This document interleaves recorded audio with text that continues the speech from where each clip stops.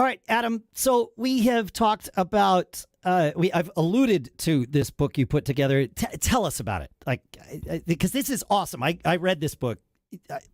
I couldn't stop nodding my head yes the whole way through.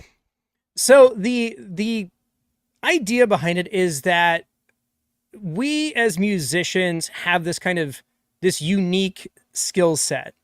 And in my formative years playing, I was very entrenched in the DIY music community in Nashville.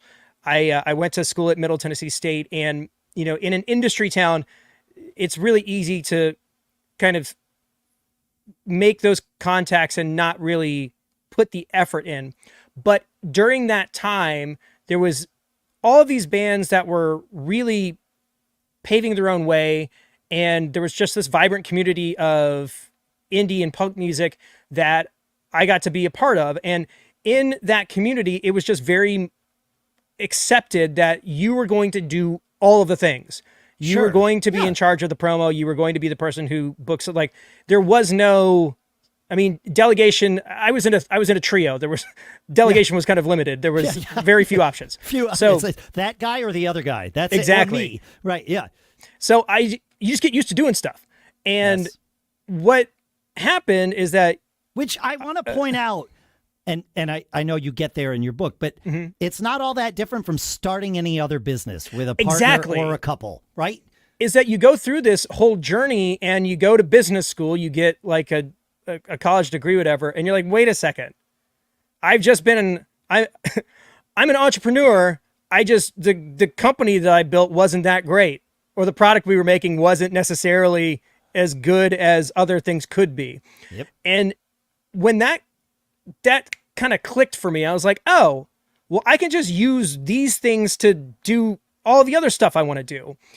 But I didn't realize it until literally about like a year and a half ago. I was like, all right, you built this band, and then you built this other band, and then you built an agency, and then you started a podcast, and then you started a YouTube channel. And like, they're all cash positive endeavors. And it's like, well, how did you do this?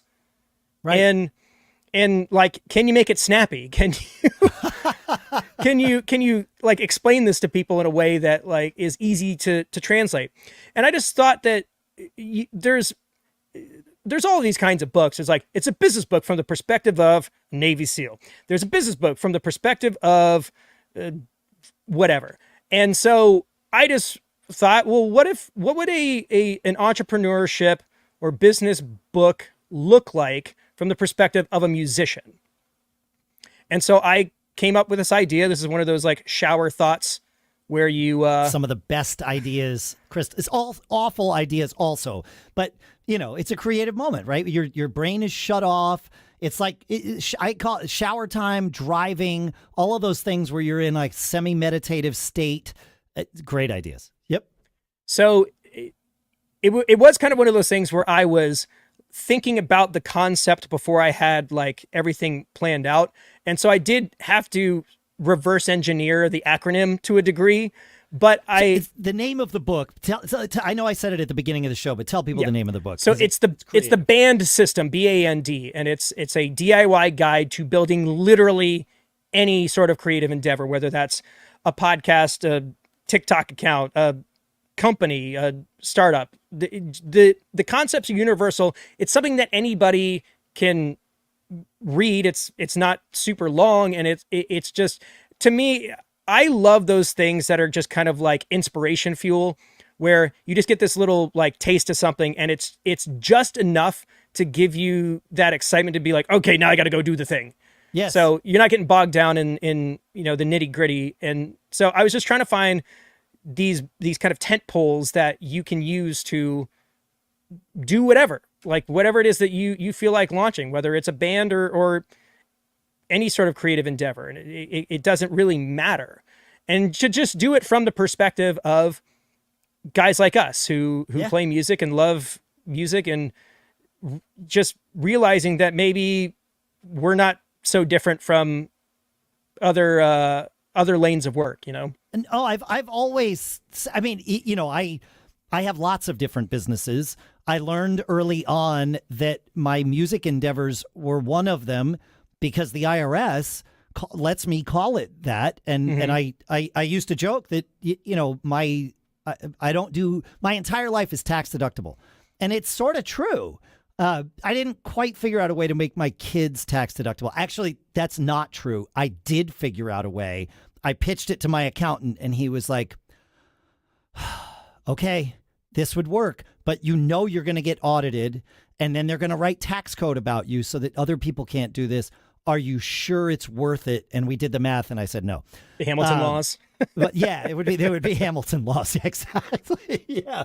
But other than like my kids, my life is tax deductible because I'm a computer nerd, and so I made businesses that sort of fit that realm, and I'm a musician and a music nerd, and sometimes those things cross over and other times they don't, but it doesn't matter. Like, I make money with music, I spend money, and so but as someone who runs all kinds of businesses, what you wrote in this book seemed very obvious to me because it was part and parcel of just how I've always done things. Mm-hmm. But I learned a number of years ago that unless you had walked the path that I walked, and I don't necessarily recommend, you don't want to live in Dave's brain. Yep.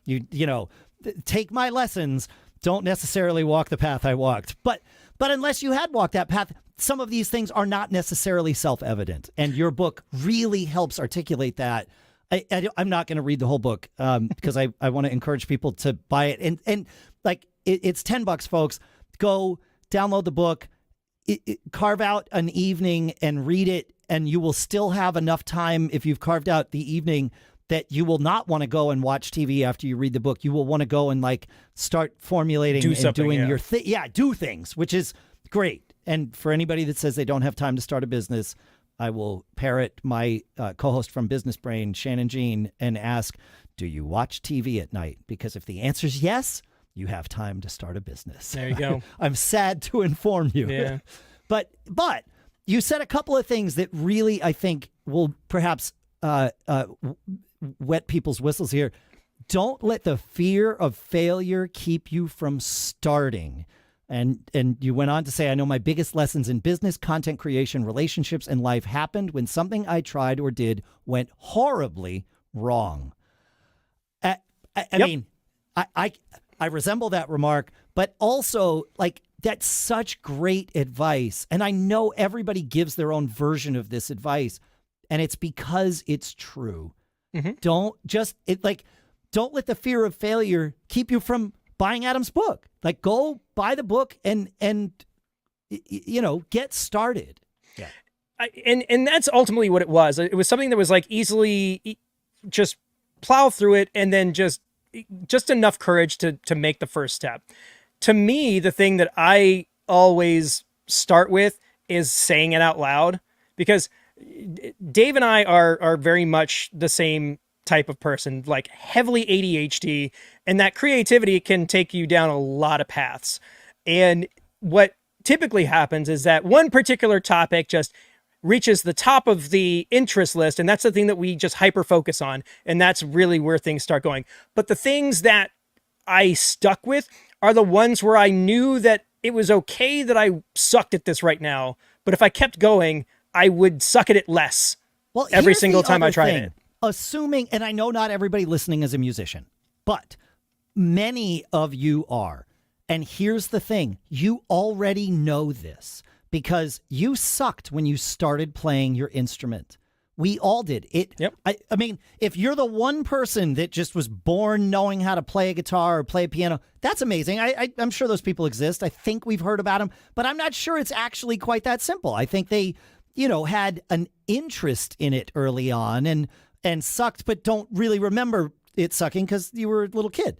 But for most of us, we remember sucking and being embarrassed and frustrated and sweating and the whole thing where this is never going to work. And I blah, blah, blah, whatever. Here you are, you're out playing gigs. Everything's fine. So you have the benefit of knowing intrinsically that this is true. You will suck at first and it will get better.